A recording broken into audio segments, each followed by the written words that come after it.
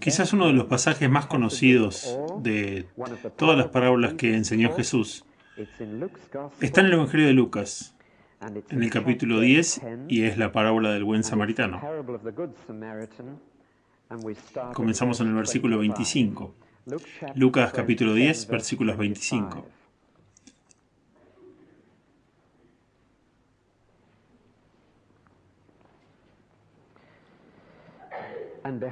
Entonces un abogado se puso de pie para ponerlo a prueba, diciendo: Maestro, ¿qué debo hacer para heredar la vida eterna?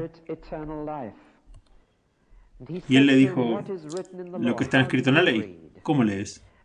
Y él respondió: amarás al Señor tu Dios con todo tu corazón, y con toda tu alma, y con todas tus fuerzas, y con toda tu mente, y a tu prójimo como a ti mismo. Entonces le dijo: has respondido bien. Haz esto y vivirás. Ahora, si fuera tan simple como eso, ¿no sería increíble? Es todo lo que tienes que hacer. Hazlo si quieres vivir para siempre. Y quieres una vida real, solo ama a Dios con todo tu corazón y alma y mente y fuerza, y ama a tu prójimo tanto como te amas a ti mismo. Simple. ¿O lo es? A los abogados les gusta tenerlo todo un poco más definido.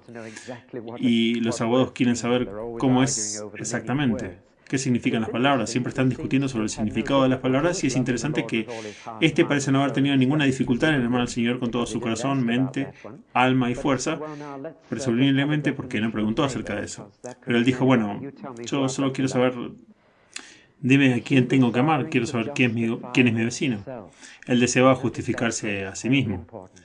Noten esa frase, es muy importante. Significa ponerse en el lado correcto de la ley. Él deseaba tenerlo claro,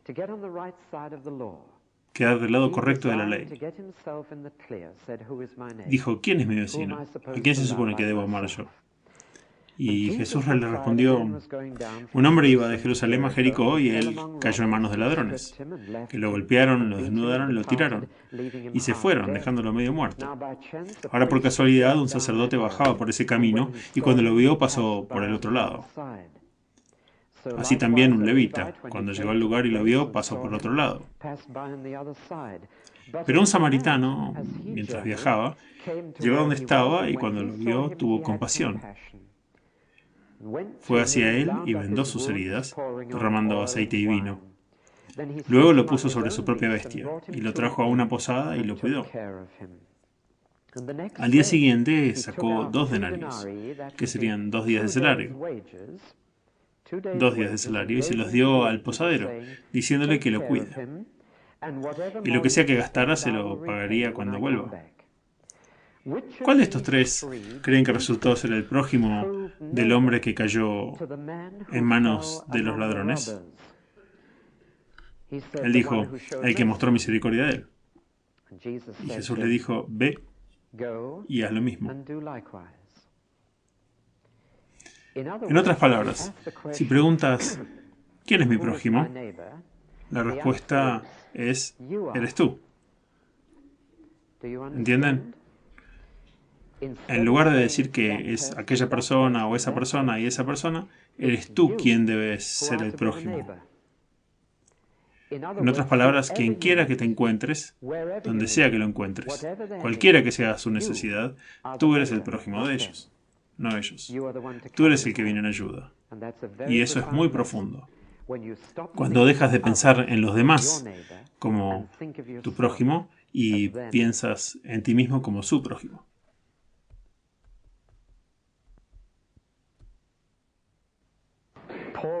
Pablo en los Gálatas, capítulo 6, y el versículo 10 dice esto: así que cuando tengamos la oportunidad, hagamos el bien a todos los hombres, y especialmente a los que son de la familia de la fe. Mientras tengamos oportunidad, hagamos bien a todos los hombres, y especialmente a aquellos que son de la familia de la fe. Hay 2 lecciones muy difíciles de aprender en relación con el cristianismo. Una, que no se puede salvar por las buenas obras. 2, que usted es salvo para las buenas obras. Y eso es muy difícil de aprender, realmente. Ambas van directamente en contra de la naturaleza humana. Veamos la primera. Existe la complicación de que los cristianos no tienen el monopolio de las buenas acciones. Permítanme ser completamente honesto y decir que conozco a muchas personas afuera de la iglesia que ni siquiera se llamarían cristianos, que hacen muchísimo bien en el mundo. Y una de las tentaciones es pensar que no hay necesidad de que tales personas se salven. También otra de esas tentaciones que surgen es que si estás haciendo buenas obras, es que siempre que estés siendo útil y amable con tus semejantes, entonces no necesitas ser salvado, porque de hecho te has salvado a ti mismo. Ahora, realmente es tan difícil para nosotros aprender que no es el bien que hemos logrado, sino el bien que no logramos, lo que es decisivo a los ojos de Dios. Cuando hacemos la pregunta, ¿cuál es la nota para pasar? ¿Cuánto debería ser? ¿50%? ¿60%? ¿Qué piensan que sería lo justo? ¿Sería justo que los que llegan a un 61% pasaran y los del 59% fallaran? ¿Dónde vamos a poner la leña? La respuesta es que lo que Dios espera de nosotros es más grande que todo lo que esperamos el uno del otro. Y si esperamos poco el uno del otro, y luego nos damos crédito cuando hacemos el bien, entonces simplemente no estamos pensando como Dios en absoluto. Dios espera todo de nosotros. En otras palabras, cuando hago una buena acción, no es mi crédito, es pagar lo que debo. Lo debo. No es algo que estoy haciendo como un favor, es algo que debo hacer. Y lo debo hacer porque Dios lo espera de mí. Y es una revolución en tu forma de pensar cuando dejas de venir a Dios diciendo, qué buen chico que soy, cuánto he hecho, sino cómo me he quedado corto en lo que Dios tenía todo el derecho a esperar de mí. Ahora otras personas pueden decir, Él es un amor, siempre está ayudando a la gente, siempre lo está haciendo bien. Pero Dios dice que cuando tú no has hecho todo lo posible, eres un sirviente no rentable para Él. Él ha hecho más por ti de lo que nunca ha recibido. Todavía no ha recibido de ti todo lo que esperaba y debería haber recibido. Lo sé por mi propia vida. Cuando miro detrás sobre mis 40 y tantos años y la cantidad de cosas que podría haber hecho, todo el bien que podría haber alcanzado, y me doy cuenta que he quedado muy por debajo de la gloria de Dios, muy lejos. A continuación uno se da cuenta de que es cristiano no por las cosas buenas que ha hecho, sino por las cosas buenas que no ha hecho, por las cosas buenas que Dios ha hecho por ti. Hay un mundo de diferencia entre decir que uno es suficientemente bueno para Él y decir que Él es lo suficientemente bueno para mí. Eso es completamente diferente.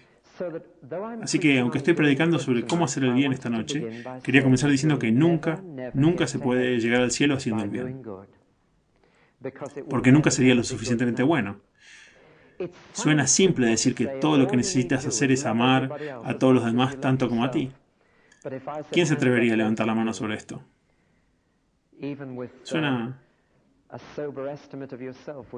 Aún sobreestimándonos a nosotros mismos, ¿nos animaríamos a levantar la mano?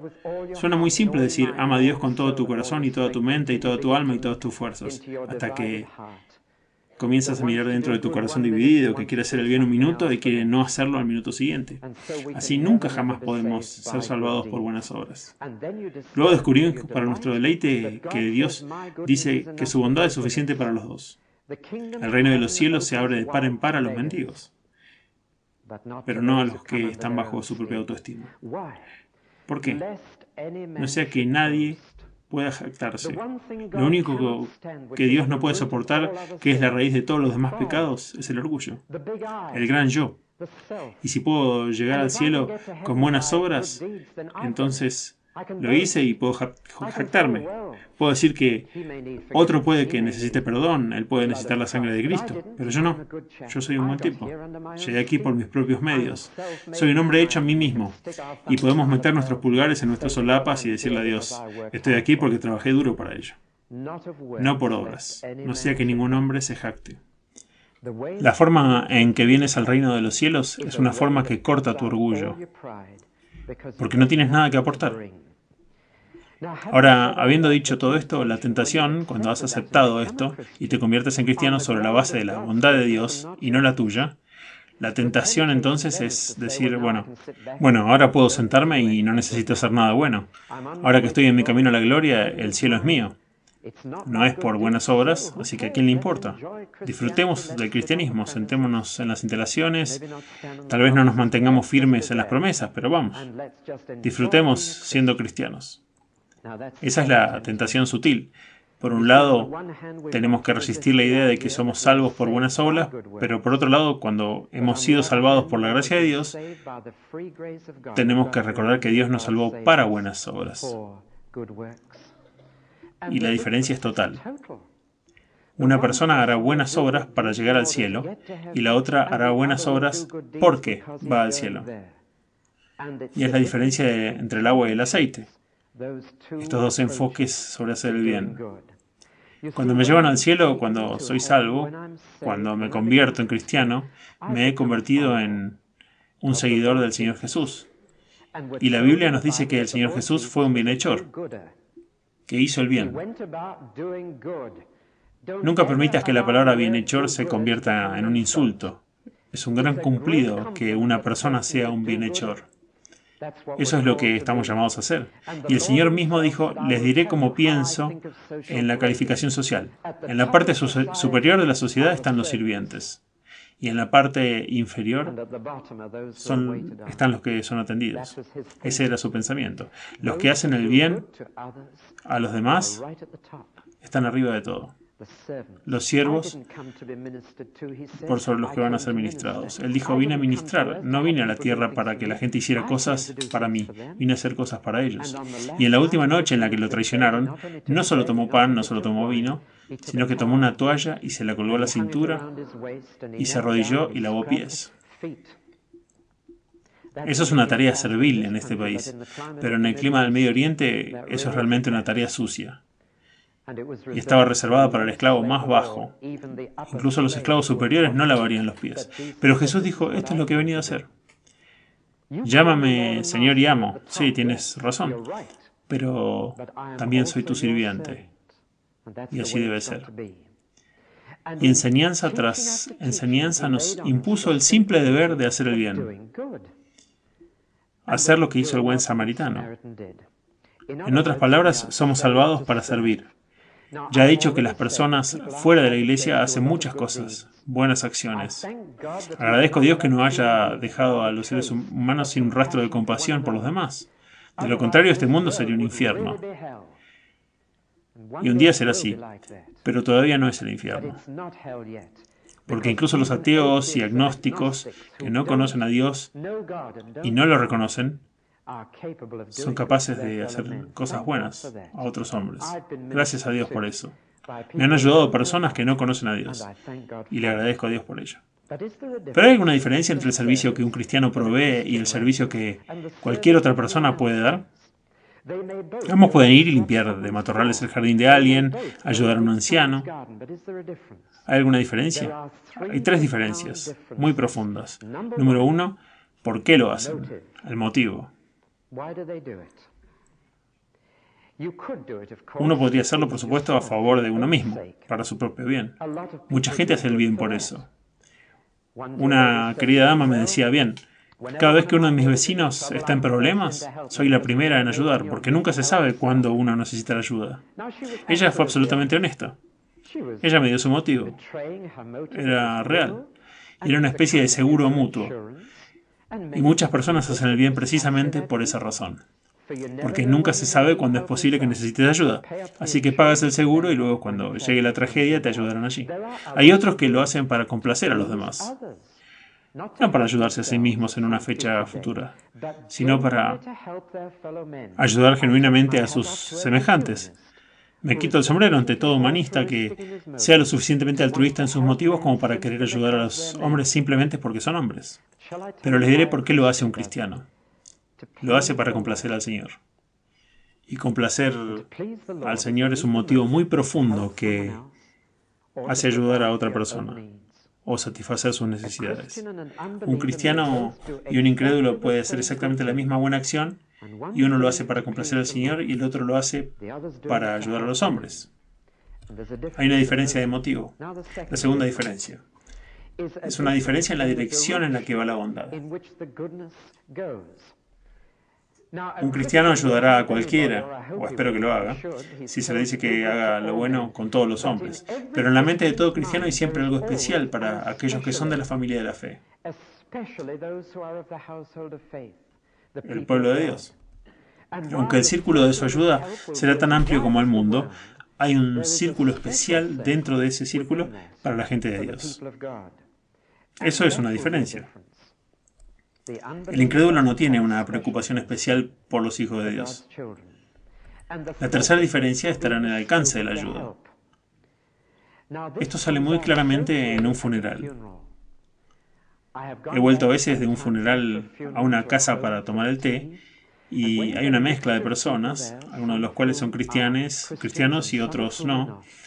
Es bastante sorprendente ver la diferencia en el alcance de la ayuda que se puede ofrecer. Después de murmurar los clichés habituales, el incrédulo invariablemente aprovecha la oportunidad para dar ayuda práctica, preparar el té, moverse, acomodar las cosas y esas cosas. El creyente puede ayudar a un nivel más profundo, donde todos los clichés triviales del humanismo no tienen nada que ofrecer. Un creyente es capaz de decir algo mucho más profundo. ¿Por qué? Porque un creyente puede ayudar al alma de un hombre, no solo a su cuerpo y su mente, sino también a su alma. Cuando miras a esas personas necesitadas, ¿solo ves cuerpos? Estamos acostumbrados ahora a estas horribles fotografías de pequeños niños, piel y huesos vagando por la faz de la tierra. Los han visto en televisión y en las revistas y anuncios en los periódicos. Pero cuando los miras, tu corazón inmediatamente dice, si uno pudiera ayudar a su cuerpo. Pero cuando un cristiano mira eso, cree que hay un niño pequeño que está siendo llevado a la eternidad. Un niño que tiene un alma y un cuerpo. ¿Quién va a hacer algo al respecto? En otras palabras, la amplitud de tu ayuda será mucho más profunda. No solo ayudas al cuerpo y mente. El cristiano quiere ayudar al alma. El arzobispo William Temple fue un gran cristiano y escribió un excelente comentario devocional sobre el Evangelio de Juan. Mientras trabajaba en el día a día, escribía sus propias notas sobre lo que había leído.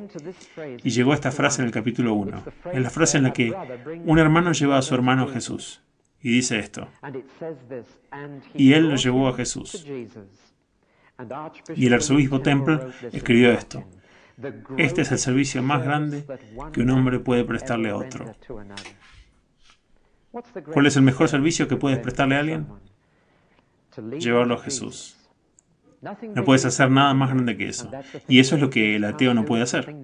Es algo que el agnóstico no puede hacer. O el incrédulo no puede ni empezar a ayudar a sus semejantes a encontrar el perdón.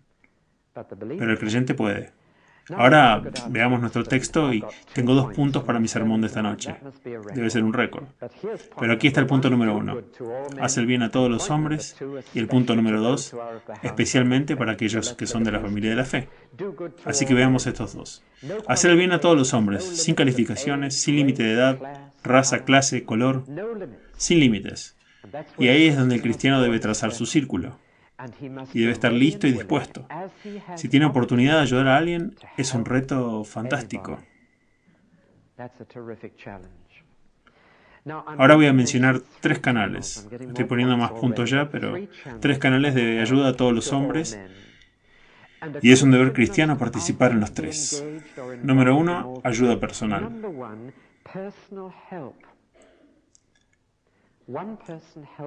Ayudar a una persona. Es por eso que leí esta hermosa historia del buen samaritano. El hombre dijo, dime quién es mi vecino y yo voy a amarlo. Si me dices quiénes son.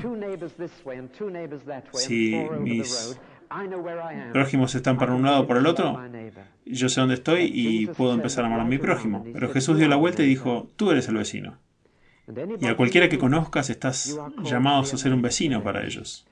Tu vecino no es el hombre que vive al lado. Puede que sea un extranjero, él puede ser un samaritano, puede ser un judío, cualquiera. Pero tú debes ser un vecino para ellos. Una de las cosas más desafiantes que escuché fue sobre un estudiante en Glasgow en una universidad de formación teológica, y durante su formación desaparecía todos los jueves por la tarde. Bueno, era 2 veces por semana. Creo que era algo así como los martes y los viernes. Desaparecía de la universidad durante unas 2 horas y luego regresaba. Y los estudiantes trataban de averiguar a dónde había ido. Había todo tipo de rumores. El principal era que había conseguido una prometida y que el director de la universidad no aprobaba que los estudiantes se comprometieran, por lo que pensaron que se encontraría con ella en algún lugar secreto. Así que los rumores volaron, hasta que finalmente los estudiantes sintieron tanta curiosidad que los siguieron, sin su conocimiento.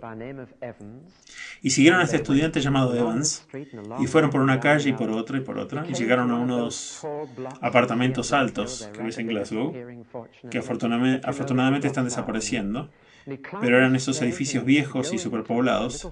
Él subió las escaleras y iba a un pequeño apartamento, donde vivía una anciana postrada en cama, y pasaba 2 horas limpiando el piso, cocinando su comida y dejando todo listo.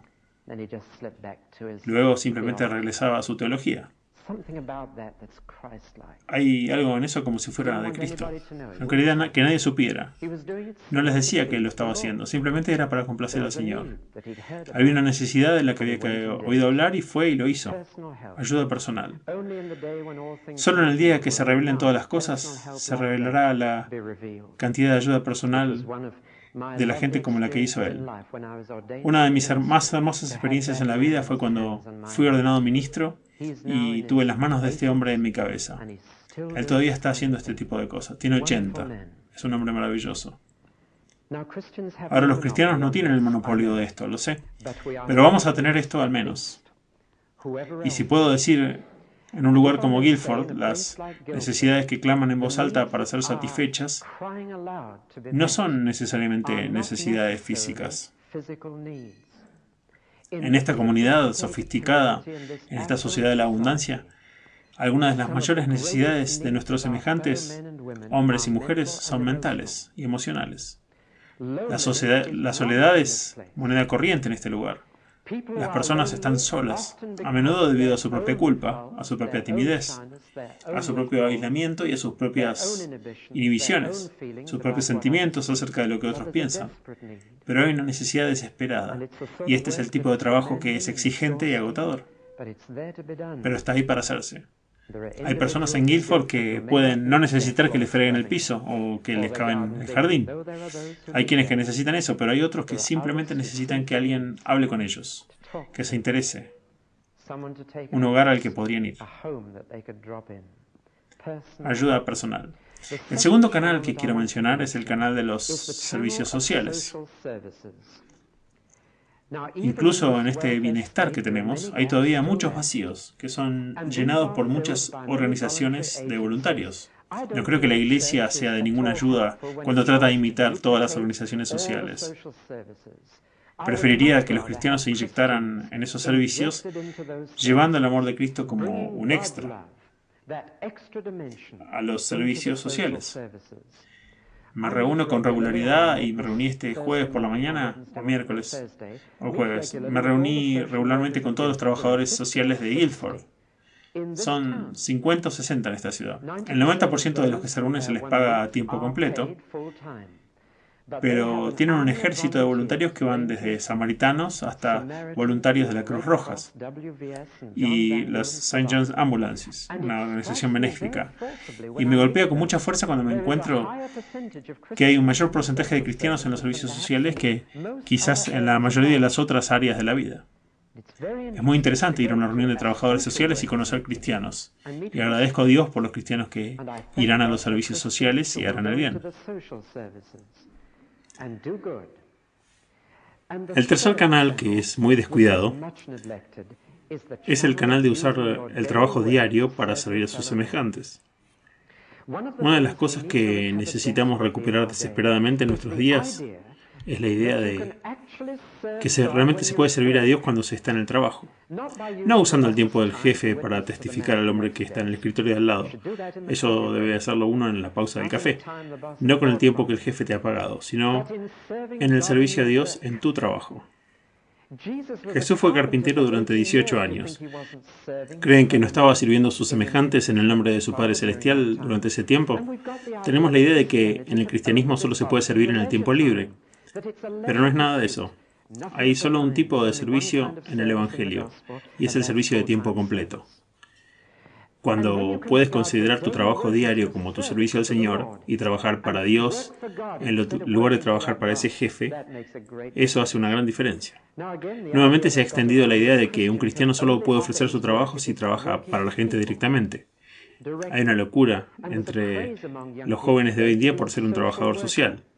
A menudo aquellos con demasiados problemas propios para resolver quieren ser un trabajador social. Ahora, esto no es necesariamente un servicio cristiano. Puede ser carpintero o carnicero. Recuerdo un día que un muchacho de la Fuerza Aérea que estaba haciendo su servicio nacional vino a verme, un chico encantador, que vive en Kent ahora. Su cara brillaba como la luz del sol. Un querido cristiano. Y vino a verme y me dijo, ¿sabes que he estado orando mucho sobre lo que debería hacer cuando deje el servicio nacional? Al dejar la Fuerza Aérea. Y él me dijo, ¿sabes que Dios ahora me ha llamado a su servicio? Y sé lo que quiere que haga. Y pensé, ¿qué va a decir? ¿A África, China? Y le dije, ¿a qué te ha llamado Dios? Y él dijo, a que sea plomero. Le dije, contame más. Entonces me dijo todos los nuevos desarrollos de plomería, los tubos de plástico, las tuberías rotas que se pueden arreglar. Estuve leyendo todo sobre eso. Y dijo, Dios me ha dicho que quiero que seas plomero. Y dijo, casi no puedo esperar para volver a la plomería. Él había hecho un poco antes de entrar. Y dijo, ¿no es genial? Le estaré poniendo grifos, poniendo arandelas y haciendo todo ese tipo de cosas para el Señor. Y él estaba emocionado. Y es un plomero ahora, un plomero para Dios. Está sirviendo a sus semejantes. Y saben que cuando entra un plomero cristiano, cuando tus alfombras están todas mojadas y todo salió mal, ¿qué diferencia debe haber? Y ahí está en Kent. Es un plomero para Dios. Y él está llamado por Dios para ser un plomero. Es un servicio cristiano.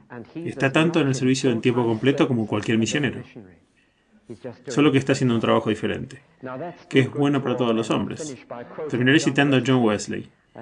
Me temo que soy un gran admirador de John Wesley a nivel humano. Cuando los primeros metodistas se acercaron a John Wesley le dijeron, ¿escribirías algunas reglas para la vida cristiana? Para que nos orienten sobre cómo vivir una buena vida cristiana. Sí, claro, dijo. Y esto es lo que él escribió. Haz todo el bien que puedas, por todos los medios que puedas, de todas las formas que puedas, en todos los lugares que puedas, todo el tiempo que puedas, a todas las personas que puedas, siempre que puedas. Y luego les dio las reglas. Eso te mantendría alejado de los problemas, ¿no es así? Y es suficiente para hacerlo. Déjenme leer esas palabras de nuevo, que son las palabras de un hombre que entendió lo que los servicios cristianos te pueden hacer. Haz todo el bien que puedas, de todas las formas que puedas, en todos los lugares que puedas, todas las veces que puedas, a todas las personas que puedas, siempre que puedas. Si lo desean, lo escribiré después para ustedes. Ahora el segundo punto, especialmente para aquellos que son de la familia de la fe. Está a más servir a los demás y descuidar a tu propia familia. Hace algunos años me encontré con un caso así, donde un miembro de la familia haría algo por alguien de afuera y nada en casa. Eso no es cristiano. No solo tienes una familia física, tienes una familia espiritual. Está mal que un cristiano esté tan ocupado ayudando al mundo que nunca hace nada por la iglesia. Especialmente para la familia de la fe. Hay una necesidad en la familia espiritual de servicio cristiano y francamente es la manera de sentirse como en casa en una iglesia. Si no te sientes en casa en una iglesia, pues es porque no estás sirviendo. No vinieron, espero, para ser ministrados, sino a ministrar.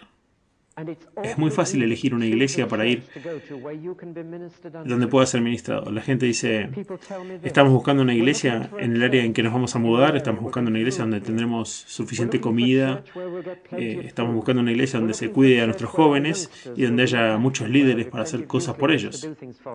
Entonces mi corazón se hunde un poco, porque nunca dicen, estamos buscando una iglesia donde podemos hacer algo, donde podemos servir. Si no estamos buscando dónde podemos ser servidos. Me temo que eso no es saludable. Recuerdo haber salido de visita una tarde hace años, y esto es bastante literal, así que entré en una casa y me llevaron a la habitación del frente. Y la dueña de la casa tomó una sábana llena de polvo de la silla y la dobló. Y me dijo que me sentara en una silla importante, lo cual hice con mucho cuidado.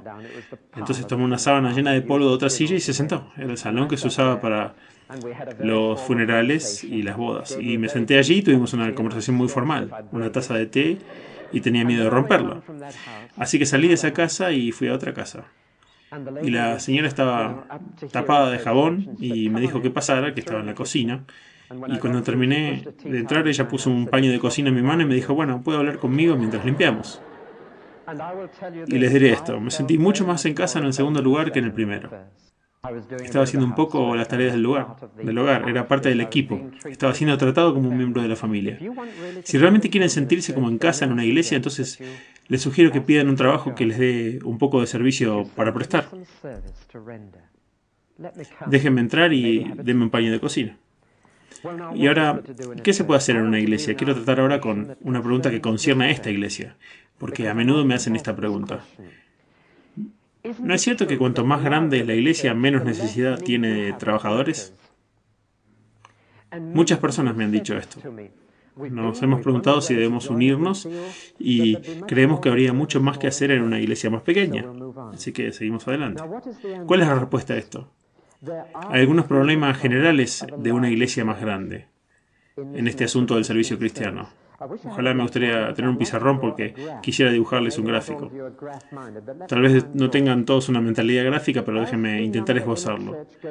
Mientras el número de las personas de la iglesia sube y la congregación se hace más grande, lo cual debería ser siempre así, una iglesia que no está creciendo, dudo que sea una iglesia, porque se nos dice que crezcamos. A medida que la iglesia crece así, la necesidad de ciertos tipos de trabajadores se reduce. Definitivamente, esta necesidad de ciertos tipos de trabajadores disminuye proporcionalmente. Pero también la necesidad de otro tipo de trabajadores aumenta bastante. Y les voy a decir la diferencia. La necesidad de aquellos que son buenos con las cosas disminuye y la necesidad de los que son buenos con la gente sube. Déjenme ilustrarlo. Los que se ocupan de las cosas, el trabajo que se debe hacer con las cosas se hace más grande. Así que todavía necesitan algunas personas para hacerlo. Y por lo tanto vienen trabajos cada vez más grandes. El organista, por ejemplo. Se necesita un solo organista en una congregación, ya sea de 20 o de 2000. Y el trabajo de nuestro organista es tocar el órgano. Eso es una cosa. Y lo hace de manera encantadora y nos ayuda con ese órgano. Pero no importa cuán grande sea la congregación, solo tenemos necesidad de un organista por servicio. Pero es todo lo que necesitamos. Así que en una iglesia pequeña hay necesidad de un organista. También esto se aplica a tesoreros. Las cuentas de una iglesia grande se vuelven más y más gravosas, cada vez más complicadas, pero aún así todavía tienen un solo tesorero en la iglesia, que se encarga de ello. Hay un límite en el número de personas en las puertas, por ejemplo. No importa cuántos vengan a la comunión, es una persona la que está en la puerta y John, con fidelidad y amor, donará 1 hora y media de su tiempo preparando las sillas y todo esto. Estoy seguro que a él le gustaría tener un poco de ayuda si quisieran ayudarlo, pero ven que el trabajo crece, pero todavía es un solo trabajo. En una congregación más grande la necesidad de la gente que haga cosas se reduce todavía más. Es un número limitado de cada uno de ellos. Me temo que un trabajo cada vez más grande y necesitamos orar por ellos en su trabajo. Usar las cuentas de la iglesia para una iglesia de 20 miembros es mucho más simple que para una iglesia como esta. Pero la necesidad de trabajadores que trabaja con gente se dispara. Y les diré por qué. Primero, porque hay más gente. En segundo lugar, porque a medida que tienes más gente, se vuelve más y más fácil que el individuo se pierda en la multitud. Y ciertamente una persona no puede notar quién está allí y quién no, y cuando alguien está en problemas y no, es mucho más difícil de descubrir. Ahora, alguien ocasionalmente me dice, ¿no viste que yo estaba allí el domingo? Y no sé si ser sincero o amable. Y tengo que decir, bueno, Lo siento, no me di cuenta.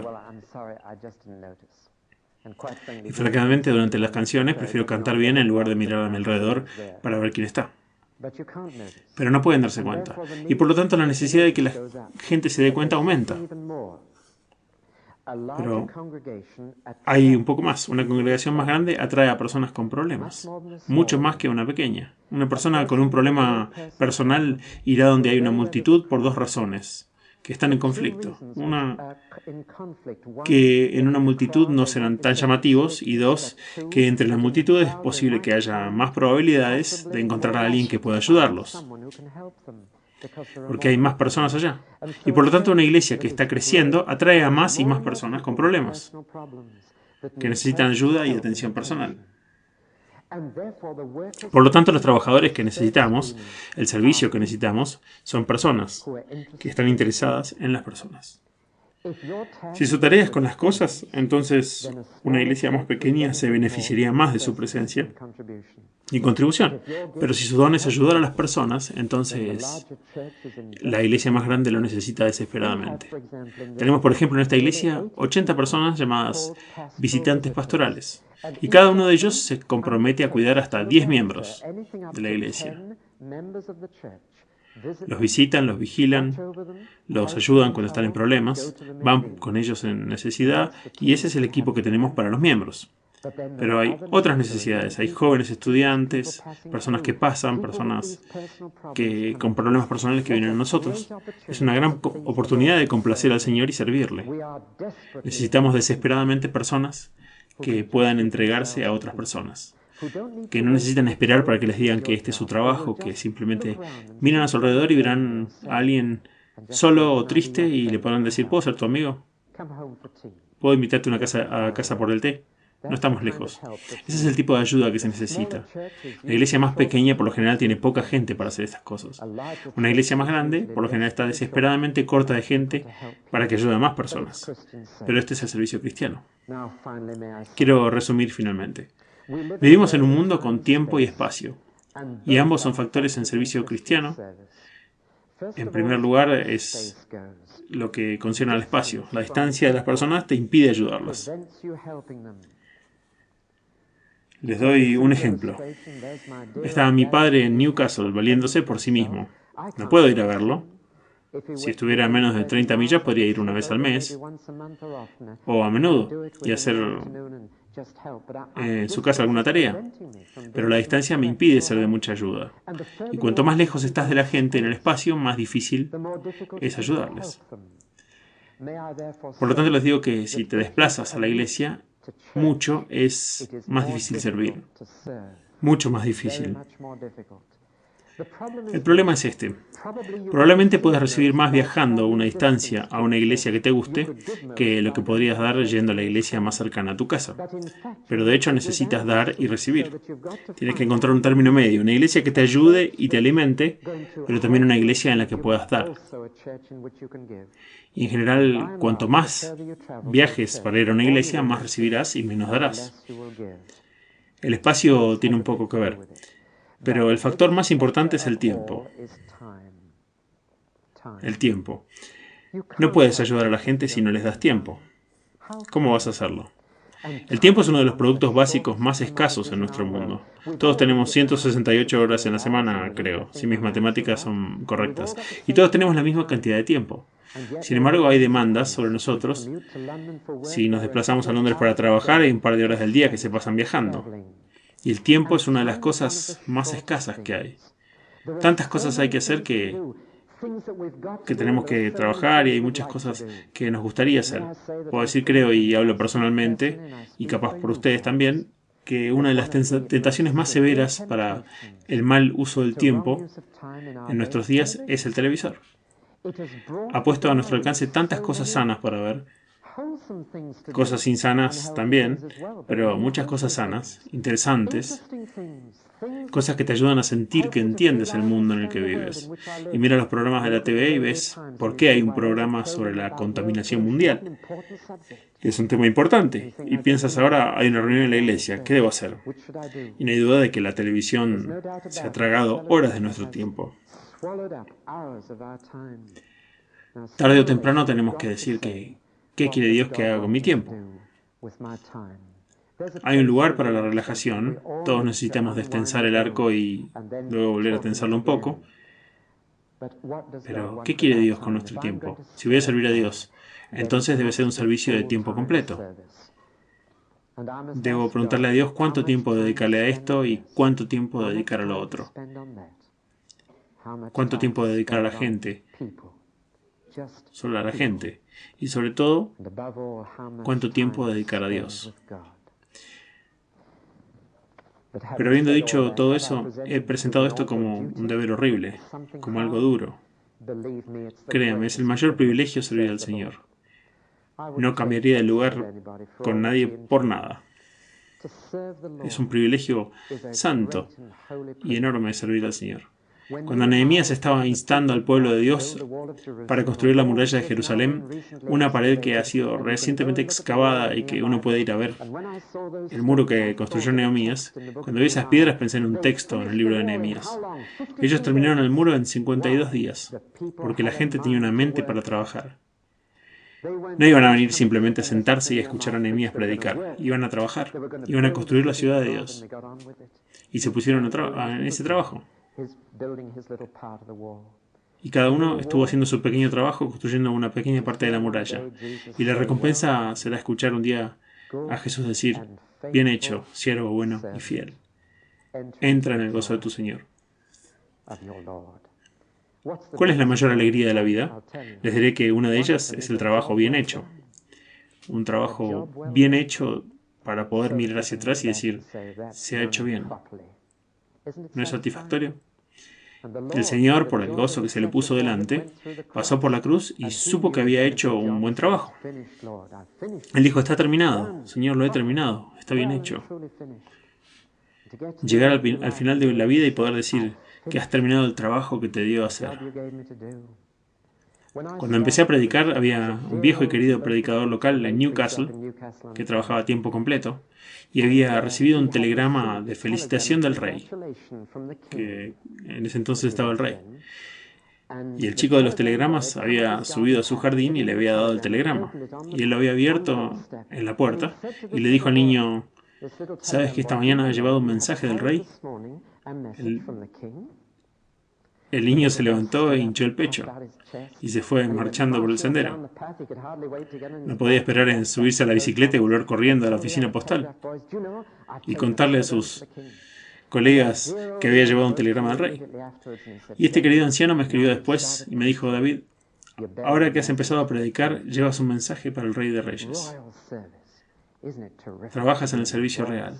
¿No es fantástico estar en servicio real trabajando para su majestad? Bien hecho, dirá Jesús un día. Has sido bueno y fiel.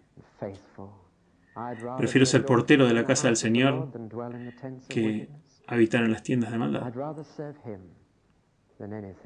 Prefiero servirle a Él que cualquier otra cosa. Oremos.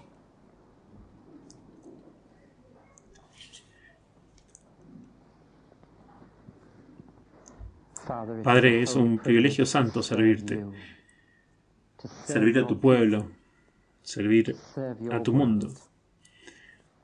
Ayúdanos, pues, a hacer el bien a todos los hombres, según tengamos oportunidad, especialmente a los que te pertenecen. Ayúdanos a considerar un honor estar a disposición de los demás para trabajar y no buscar el descanso, a luchar y a no prestar atención a las heridas, a dar y a no contar el costo de trabajar, no para pedir cualquier recompensa, excepto la de saber que hacemos tu voluntad. Por Jesucristo, nuestro Señor. Amén.